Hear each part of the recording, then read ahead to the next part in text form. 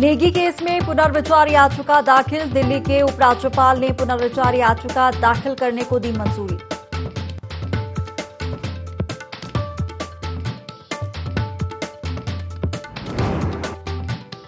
राजकीय महाविद्यालय जहरी खाल के स्वर्ण जयंती समारोह में पहुंचे मुख्यमंत्री धामी। कैबिनेट मंत्री धन सिंह रावत सहित बीजेपी के कई नेता मौजूद।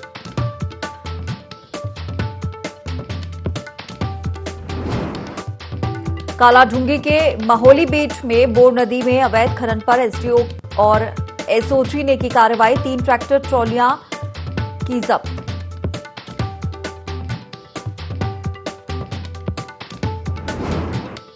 चंपावत में ऑपरेशन क्रैकडाउन के तहत शराब तस्कर गिरफ्तार। देशी शराब की बरामद।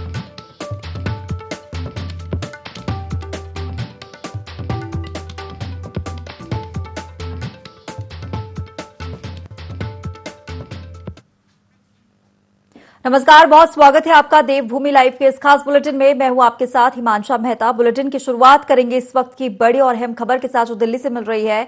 किरण नेगी केस में धामी सरकार की पहल रंग लाई है। किरण नेगी केस में पुनर्विचार याचिका दाखिल की गई है। दिल्ली के उपराज्यपाल ने पुनर्विचार याचिका दाखिल करने को मंजूरी दे दी है। आरोपियों को बरी किए जाने के खिलाफ पुनर्विचार याचिका को मंजूरी दी गई है। सरकार की तरफ से एसजी तुषार मेहता और एडिशनल एसजी ऐश्वर्या भाटी को नियुक्त करने की भी मंजूरी दे दी गई है। मुख्यमंत्री धामी ने कल पीड़िता के माता पिता से भी मुलाकात की थी। केंद्रीय कानून मंत्री किरण रिजिजू से धामी ने केस को लेकर बात की थी।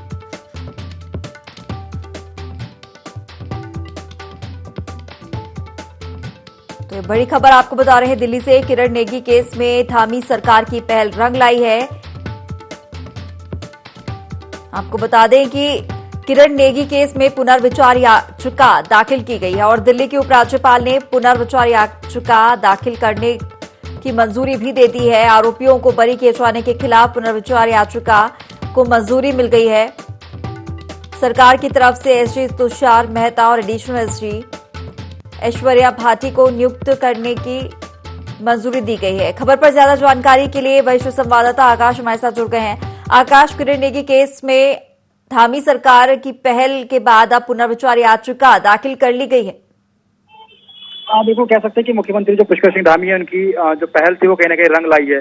क्योंकि जिस समय छावला केस के मामले में जो तीनों आरोपियों ने बरी किया गया था, तो खुद मुख्यमंत्री ने इस बात का जिक्र किया था कि वो इस फैसले के खिलाफ चाहे कानून मंत्री किरण रिजिजू से बात करनी हो या फिर तमाम अन्य लोगों से बात करनी है, वो इस मामले को लेकर के बात करेंगे। और यही वजह थी कि देखा गया था खुद मुख्यमंत्री ने जिस तरीके से उनके पिता से बात की थी और ये भरोसा दिलाया था कि जो एक तरीके से पीड़िता थी जिसकी हत्या हुई है, उसके साथ पूरा उत्तराखंड है, क्योंकि उत्तराखंड की वो बेटी थी और ऐसे में उस बेटी को न्याय दिलाने के लिए पूरा समूचा उत्तराखंड जो है पीड़ित परिवार के साथ खड़ा है। और यही वजह है कि मुख्यमंत्री ने भरोसा दिलाया था। और कल जिस तरीके से मुख्यमंत्री ने उनके परिजनों से मुलाकात करी और उनको तभी भी इस बात का जिक्र किया था कि वो हर संभव मदद जो है सरकार की तरफ से की जाएगी। और ऐसे में कह सकते हैं कि कहीं ना कहीं मुख्यमंत्री की ये पहल भी थी कि जिसको लेकर के खुद दिल्ली के उपराज्यपाल ने इसमें पुनर्विचार याचिका दायर करने के लिए मंजूरी दे दी है। साथ ही साथ दो जो वरिष्ठ अधिवक्ता हैं उनको भी इसकी मंजूरी दी है कि वो इस पूरे मामले पर केस लड़ेंगे। तो कह सकते हैं कहीं ना कहीं अब एक तो न्याय की उम्मीद है वो कहीं ना कहीं परिवार को भी जगी है। क्योंकि जिस तरीके से पूरा ये घटनाक्रम हुआ तो उसमें देखा गया कि पहले उस लड़की के साथ बलात्कार किया गया, उसके बाद उसकी हत्या कर दी गई। लेकिन जिस तरह से सुप्रीम कोर्ट का फैसला आया कि तीनों को बाइज्जत बरी करा जाता, तो कहीं ना कहीं सवाल उठ रहे थे कि मजबूत पैरवी कहीं ना कहीं एक तरीके से दिल्ली पुलिस की तरफ से नहीं की गई, जिसकी वजह से तीनों जो आरोपी हैं उन्हें बरी करने का फैसला लिया गया। लेकिन कह सकते हैं कि अब जिस तरीके से उपराज्यपाल की तरफ से मंजूरी दे दी गई है पुनर्विचार याचिका को लेकर के, तो कह सकते हैं कि अब एक बार फिर परिवार को उम्मीद जगी है कि जल्द ही जो पीड़ित परिवार है उसको न्याय मिलेगा।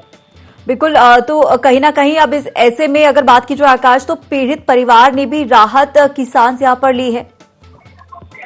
ये बात सच है कि जब सुप्रीम कोर्ट का फैसला आया था तो उस समय ये देखा गया था कि जब पीड़िता की मां थी उनका कहीं ना कहीं एक बड़ा रोष देखने को मिला था और वो कहीं ना कहीं भावुक भी थी कि एक तरफ निर्भया को जो है न्याय मिल जाता है, उसके आरोपियों को जो है सजा मिल जाती है, और लेकिन उनकी जो बेटी है उसको एक तरीके से न्याय नहीं मिल पाता है। और ऐसे में कह सकते हैं कि अब कहीं ना कहीं जिस तरह से उपराज्यपाल ने मंजूरी दी है उसके बाद कहीं ना कहीं पीड़ित परिवार को भी एक तरीके से आस जगी है कि अब उनको जो है न्याय मिलेगा और कहीं ना कहीं जो दोषी है उन्हें सख्त से सख्त जो सजा है वो एक तरीके से दी जाएगी। बिल्कुल आकाश, और ऐसे में अगर पीड़ित अगर बात की जाए अपराधी अगर इस तरीके से छूट जाते हैं और उसके बाद उन्हें सही जो अपराध पर सजा है वो नहीं मिल पाती है, तो ऐसे में कहीं ना कहीं से कानून से भरोसा जो है वो लोगों का उठ जाता है। लेकिन अब जिस तरीके से एक बार फिर से पुनर्याचिका दाखिल कर ली गई है और धामी सरकार ने भी ये पहल की है, तो ऐसे में अब लोगों में एक बार फिर से कोर्ट के लिए और कानून के प्रति एक बार फिर से भरोसा ये कह सकते हैं कि जागा है कि हाँ, किरण नेगी को इंसाफ मिलेगा। ये बात सच है कि जब किरण नेगी के आरोपियों को सुप्रीम कोर्ट से बाइज्जत बरी की जाता है तो सारी बातें कहने के सवाल उठते हैं कि आखिरकार जो हमारा न्यायपालिका है या फिर जो कानून व्यवस्था है उसे हम किस तरीके से मजबूत करते हैं या फिर हम किस तरीके से मैसेज देते हैं कि पीड़िता को जो है न्याय मिल पाएगा, क्योंकि तीनों ही आरोपियों को बाइज्जत बरी कर दिया गया था। कह सकते हैं कि सरकार की तरफ से लगातार कोशिश की गई, खुद मुख्यमंत्री ने पहल करी, उनके परिवार से बातचीत करी, जो किरण नेगी का केस लड़ रही वकील थी उससे बातचीत की गई थी और ये कोशिश लगातार चल रही थी कि पीड़िता को जो है न्याय मिल सके, क्योंकि महत्वपूर्ण बात यह कि जब तक न्याय नहीं मिलेगा तो कहीं ना कहीं जो कानून व्यवस्था है या फिर पुलिस प्रशासन है, न्यायपालिका है, उस पर किस तरीके से जो विश्वास है वो जग सकेगा। तो यही वजह है कि मुख्यमंत्री जब कल गए थे तो उन्होंने बातचीत की, परिवार को भी न्याय के लेकर भरोसा दिलाया। किरण जो कि कानून मंत्री है किरण रिजिजू, उनसे बातचीत की थी, साथ ही साथ जो वकील हैं उनसे बातचीत की है। तो कह सकते हैं कि अब परिवार को भी एक आस जगी है कि एक जो न्याय है वो परिवार को मिलेगा और जो किरण नेगी है उनके जो गुनहगार हैं उसको सख्त सजा जो है वो दी जाएगी। चलिए, तमाम जानकारी हम तक पहुंचाने के लिए आपका शुक्रिया।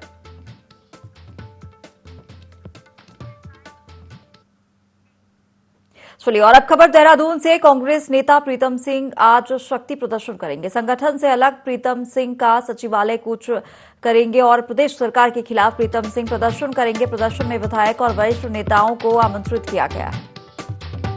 तो ये खबर आपको देहरादून से बता रहे हैं। कांग्रेस नेता प्रीतम सिंह का आज शक्ति प्रदर्शन है। संगठन से अलग प्रीतम सिंह सचिवालय कूच करेंगे और प्रदेश सरकार के खिलाफ प्रदर्शन करेंगे।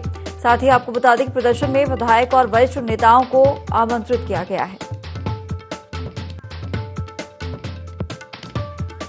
तो ये खबर आपको देहरादून से बता रहे हैं। कांग्रेस नेता प्रीतम सिंह आज शक्ति प्रदर्शन करेंगे। आपको बता दें कि संगठन से अलग प्रीतम सिंह सचिवालय कूच करेंगे। प्रदेश सरकार के खिलाफ प्रीतम सिंह प्रदर्शन करेंगे। साथ ही आपको बता दें कि प्रदर्शन में विधायक और वरिष्ठ नेताओं को भी आमंत्रित किया गया है।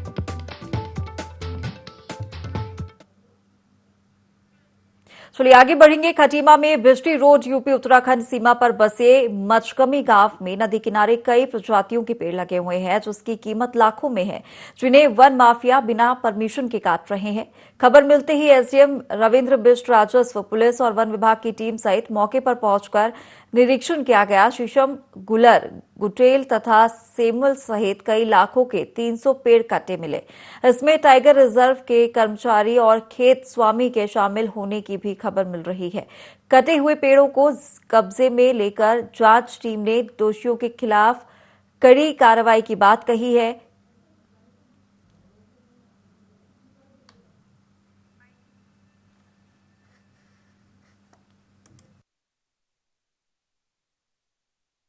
लेते कि यहाँ मजगी गाँव में किसी माफिया द्वारा यहाँ पर पेड़ों का कटान किया गया। अभी हम मौके में आए हैं, पटवारी जी हमारे आए हैं, हमारे कानूनगो साहब भी आए हुए हैं और फॉरेस्ट डिपार्टमेंट्स के भी आए हुए हैं। तो इसकी हम नाप कर रहे हैं और यहाँ पर लगभग 250 से 300 के बीच शीशम के पेड़, गुलेर के पेड़ और अन्य प्रजातियों के महंगे जो पेड़ होते हैं उनका कटान कर दिया गया है किसी व्यक्ति द्वारा। इसकी हम जाँच करेंगे और फिलहाल हम इसको अपने कब्जे में ले रहे हैं क्योंकि ये नदी में दर्ज है, तो राजस्व विभाग की भूमि है, तो इसको हम कब्जे में लेकर आगे की अग्रिम कार्रवाई करेंगे। 4000 के लगभग घन मीटर बनेगा। तो जो भी इनका हमारा फाइनल डेटा आएगा उसके हिसाब से हम इसके नीलामी की कार्रवाई करेंगे। फिलहाल हम इसको कब्जे में ले रहे हैं और सुबह में इनको दोबारा ट्रॉली से अपने तहसील परिसर में खड़ा कर देंगे, फिर उसकी नीलामी। लोहाघाट में ऑपरेशन कैक डाउन चलाया जा रहा है। एसपी देवेंद्र पिंचर के दिशा निर्देशन में मादक पदार्थों के खिलाफ अभियान जारी है। लोहाघाट पुलिस ने प्रभारी थाना अध्यक्ष हरीश प्रसाद के नेतृत्व में देसी शराब बरामद की है। वहीं तस्कर को भी पुलिस ने गिरफ्तार कर लिया है। गिरफ्तार अभियुक्त के विरुद्ध आबकारी अधिनियम में मुकदमा दर्ज कर वैधानिक कार्रवाई की गई है।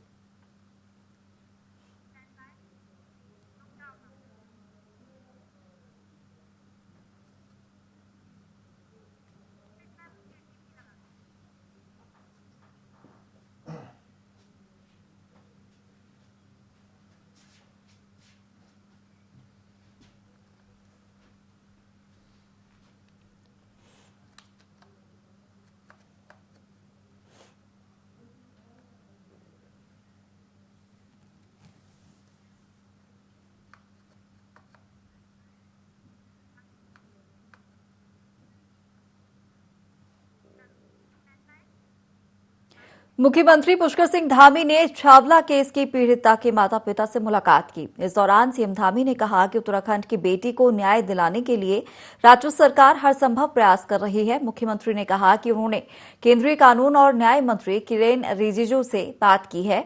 मामले की जानकारी संबंधित वकील चारू खन्ना से भी ली है। पूरा उत्तराखंड उनके साथ है।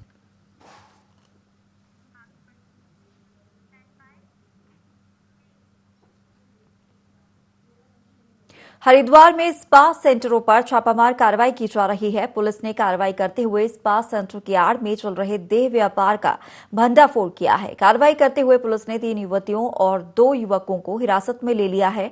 बता दें कि एसएसपी के निर्देशन पर जिले के तमाम थाना प्रभारियों ने स्पा सेंटरों के खिलाफ मुहिम छेड़ी हुई है, जिसके चलते लगातार स्पा सेंटरों की आड़ में चल रहे अनैतिक कार्यों के भंडाफोड़ हो रहे हैं। कि में जो स्पा सेंटर हैं उनके ऊपर छापेमारी कार्रवाई चल रही है रुड़की और नए थाना क्षेत्रों के बीच में। तो जो स्पा सेंटर हैं बिना अनुमति के जो चल रहे हैं और जो कोई संदिग्ध एक्टिविटी है और रजिस्टर वगैरह इनके खंगाले गए हैं, तो इसमें कुछ संदिग्ध जो व्यक्ति पकड़े गए हैं उनके खिलाफ जो है उचित कानूनी कार्रवाई इनके खिलाफ की जा रही है। इससे पहले भी आपको याद होगा कि सितंबर एंड में और अक्टूबर के स्टार्टिंग में भी जो है छापेमारी की कार्रवाई रुड़की पुलिस द्वारा की गई थी और अब दोबारा से जो है एसएसपी महोदय के आदेशानुसार इसमें फिर से कार्रवाई की जा रही है। मुख्यमंत्री पुष्कर सिंह धामी ने 91 लाख रुपए की लागत से अल्मोड़ा स्थित राजकीय पुस्तकालय का लोकार्पण किया। इस अवसर पर उन्होंने एनसीसी कैडेट्स सहित अन्य प्रतिभाशाली छात्र छात्राओं के साथ उत्तराखंड राज्य श्रेष्ठ राज्य विषय पर संवाद किया। साथ ही उन्होंने पुस्तकालय के संसाधनों के बारे में छात्रों से फीडबैक भी प्राप्त किया। इस दौरान उन्होंने टाटा के सीएसआर मद के माध्यम से रेड क्रॉस समिति अल्मोड़ा को दी गई वैक्सीनेशन वैन को हरी झंडी दिखाकर रवाना किया।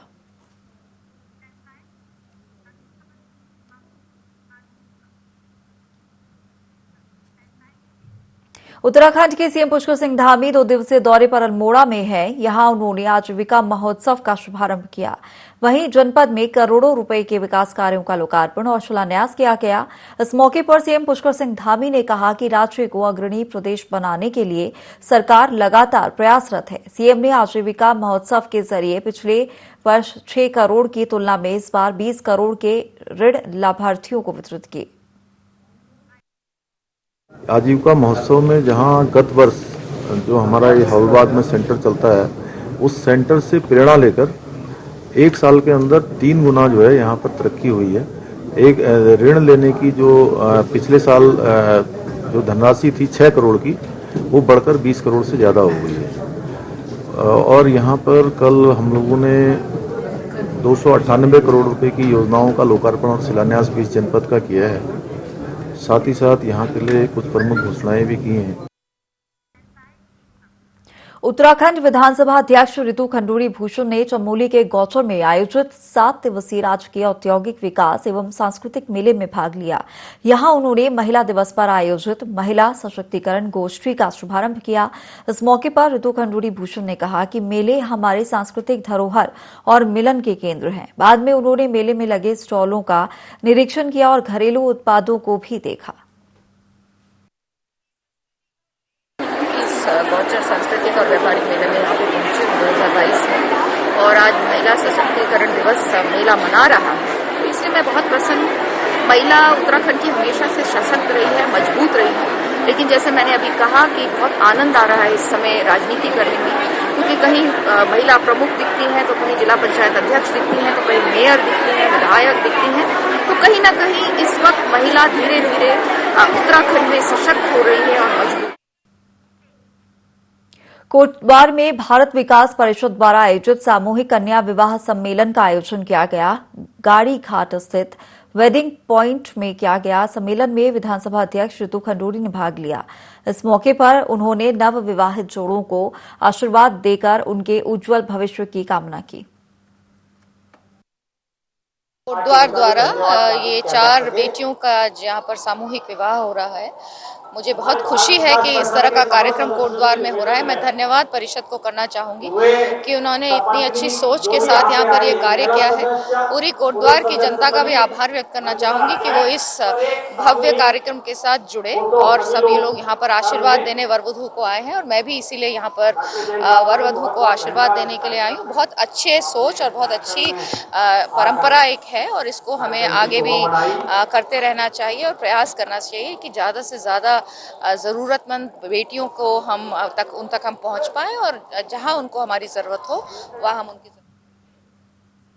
गदरपुर तहसील में मतदाता पुनरीक्षण का कार्य 8 नवंबर से 9 दिसंबर तक किया जा रहा है, जिसकी जानकारी एसडीएम राकेश चंद तिवारी ने दी है। साथ ही उन्होंने लोगों से अपील करते हुए कहा कि जिनकी आयु 31 दिसंबर तक 18 वर्ष पूर्ण हो जाएगी, वो अपने पहचान पत्र के लिए आवेदन कर सकते हैं, जिसके लिए वो बूथ लेवल ऑफिसर से संपर्क कर सकते हैं।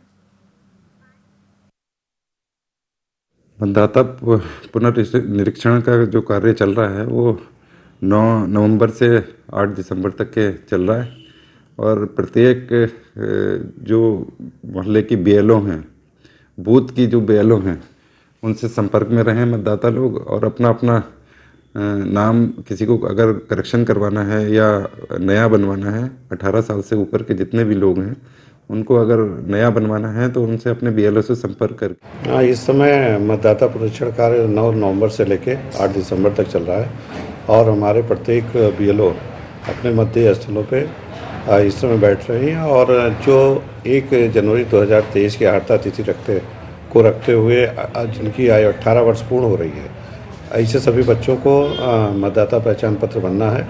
इसके साथ साथ जो किसी विधानसभा के एक स्थान से दूसरे स्थान में शिफ्ट हो रहे हैं, उनका नाम चेंज होना है। अब कुछ जैसे ट्रांसफ़र हो गए या किसी की डेथ हो गई तो उनके लिए फॉर्म 7 भरा जाना है। ये कार्रवाई इस समय चल रही है और सभी बीएलओ को निर्देशित किया गया है। उनके ऊपर उनके सुपरविजन कार्य के लिए जो हमारे सुपरवाइजर हैं उनको भी निर्देशित किया गया है कि कोई भी मतदाता जो पात्रता रखता है उसका नाम छूटे नहीं। चाइल्ड हेल्पलाइन चंपावत की ओर से नेपाल सीमा से लगे समदेवा क्षेत्र में लोगों को बाल विवाह जैसी कुरीतियों को लेकर जागरूक किया गया। चाइल्ड हेल्पलाइन ने जीजीआईसी की छात्राओं के साथ मिलकर जागरूकता रैली निकाली, लोगों को बाल विवाह के प्रति जागरूक किया। चाइल्ड हेल्पलाइन की जिला समन्वयक संतोषी ने लोगों को बताया कि बाल विवाह सामाजिक कुरीतियों के साथ साथ कानूनन अपराध भी है। कम उम्र में बच्चों की शादी करने से उनके स्वास्थ्य, मानसिक विकास और खुशहाल जीवन पर काफी बुरा असर पड़ता है। रोकथाम के लिए 1098 टोल फ्री नंबर पर सूचना दें। वहीं पंचेश्वर कोतवाली की प्रभारी एसएचओ सुमन पंत ने सीमावर्ती क्षेत्र के लोगों को नशे से दूर रहने के प्रति जागरूक किया है। बाल विवाह जागरूकता रैली निकालने का मुख्य उद्देश्य लोगों को बाल विवाह के प्रति जागरूक करना है, ताकि लोग बाल विवाह के प्रति जागरूक हो, इसे एक सामाजिक कुरीति न समझें, इसे एक कानूनी अपराध समझें। कहीं कभी अगर बाल विवाह होता है तो इसके जिम्मेदार लोगों को कड़ी से कड़ी सजा मिलनी चाहिए। बाल विवाह देखने पर 1098 में कॉल करके जरूर सूचित करें, क्योंकि बाल विवाह से बच्चों का स्वास्थ्य, शिक्षा दोनों प्रभावित होती हैं। एक स्वस्थ समाज में बच्चों को अच्छी शिक्षा देकर उन्हें शिक्षा के लिए प्रेरित करें, आगे बढ़ने के लिए प्रेरित करें। मालधन में एक लापता युवक का शव खेत में पड़ा मिलने से हड़कंप मच गया। ग्रामीणों ने शव मिलने की सूचना रामनगर कोतवाली पुलिस को दी है। घटना की सूचना पर पुलिस मौके पर पहुंची और शव को कब्जे में लेकर पीएम के लिए भेज दिया। टीआई अरुण कुमार सैनी ने बताया कि मृतक की पहचान कुंभाडा निवासी अर्जुन कुमार के रूप में की गई है। मामले की जांच की जा रही है। कुंभाडा युवक अर्जुन निवासी, उम्र लगभग 25 साल का शव एक मालधन के पास खेत में मिला था, जिसकी गला दबाकर हत्या कर दी गई थी। उसके परिजनों की तरफ से तहरीर के आधार पर मुकदमा पंजीकृत किया गया है। शव को पोस्टमार्टम के लिए भिजवा दिया गया है। इस संबंध में आवश्यक वैधानिक कार्रवाई की जा रही है। ये एक दिन पहले गायब हुआ था, एक फंक्शन में ये शामिल हुआ था, उसके बाद शाम से गायब था। अगले दिन इसकी डेड बॉडी मिली है और इसके परिजनों ने हत्या की आशंका की है। इसके संबंध में मुकदमा दर्ज कर विवेचना किया। भगवानपुर पुलिस ने एक स्पा सेंटर पर छापेमार कार्रवाई करते हुए 3 आरोपियों को गिरफ्तार किया है, जबकि स्पा सेंटर संचालक मौके से फरार हो गया है, जिसकी तलाश की जा रही है। पुलिस ने इनके चुंगल से 2 महिलाओं को आजाद कराया है। पुलिस सभी आरोपियों के खिलाफ मामला दर्ज कर जांच कर रही है। दरअसल रुड़की क्षेत्र के एक स्पा सेंटर का वीडियो वायरल हुआ था, जिसके बाद एसपी ने स्पा सेंटरों पर कार्रवाई करने के निर्देश दिए थे। सभी स्पा सेंटरों की चेकिंग और जांच के आदेश किए गए थे। तो उसी क्रम में यहाँ पर Kohinoor salon and spa centre के नाम से कस्बा भगवानपुर में एक स्पा सेंटर संचालित किया जा रहा था। तो उस पर भगवानपुर पुलिस को सूचना मिली, जिस पर हमारे द्वारा वहाँ पर दबिश दी गई। तो वहाँ पर स्पा सेंटर के नाम पर अनैतिक देह व्यापार धंधा किया जा रहा था, जिसमें 3 लोगों को हमारे द्वारा हिरासत में लिया गया है और 2 महिलाओं को पीड़ित महिलाओं को वहां से रेस्क्यू किया गया है। और इसके अलावा जो स्पा सेंटर के संचालक और संचालिका है, दोनों के दोनों फरार हैं। सीएम पुष्कर सिंह धामी ने अल्मोड़ा में मॉर्निंग वॉक के दौरान स्थानीय लोगों से बातचीत की, युवाओं से मिले और उनसे सरकार के द्वारा किए जा रहे विकास कार्यों का फीडबैक लिया। प्रातःकाल भ्रमण के दौरान सीएम ने स्पोर्ट्स स्टेडियम में युवाओं के साथ दौड़ लगाई और बैडमिंटन भी खोला। सीएम धामी ने युवाओं से कहा कि अच्छा स्वास्थ्य सबसे महत्वपूर्ण है, पढ़ाई के साथ ही फिट रहना भी जरूरी है। खेल को हमें अपनी आदत में शामिल करना चाहिए। सीएम ने कहा कि हम सभी मिलकर खेलो इंडिया और फिट इंडिया मूवमेंट पर पूरी तन्मयता के साथ शामिल होकर खेल के क्षेत्र में भी देश को अग्रणी राज्यों में शुमार होने का संकल्प लें। सूबे के मुखिया को अपने बीच पाकर युवा बेहद उत्साहित नजर आए।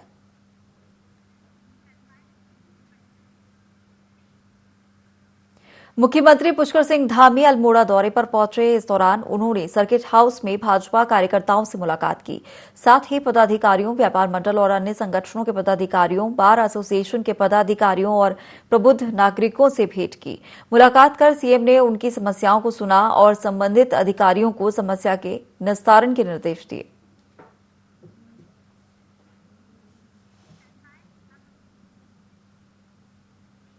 मुख्यमंत्री पुष्कर सिंह धामी ने हवाल बाग अल्मोड़ा में आयोजित आजीविका महोत्सव में प्रतिभाग किया। इस अवसर पर उन्होंने 298 करोड़ की 37 विभिन्न योजनाओं का लोकार्पण और शिलान्यास किया। इस दौरान उन्होंने अल्मोड़ा के ऐतिहासिक पटाल बाजार को प्राचीन स्वरूप में दिए जाने, महिला चिकित्सालय अल्मोड़ा का जीर्णोद्धार किए जाने सहित कई कार्यों की घोषणा की। साथ ही उन्होंने कहा कि इस बार महोत्सव में 20 करोड़ का ऋण बांटकर बड़ी संख्या में लोगों को स्वरोजगार से जोड़ा गया है। वहीं उन्होंने महोत्सव में शामिल सभी उद्यमियों का स्वागत किया। इस दौरान कार्यक्रम उच्च शिक्षा मंत्री डॉक्टर धन सिंह रावत, सांसद अजय टम्टा, कैबिनेट मंत्री रेखा आर्या, एसएसपी प्रदीप कुमार राय सहित कई लोग मौजूद रहे।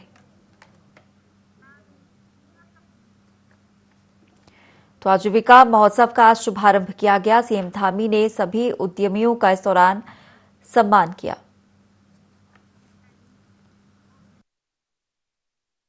आप बने रहिए IND 24 के साथ।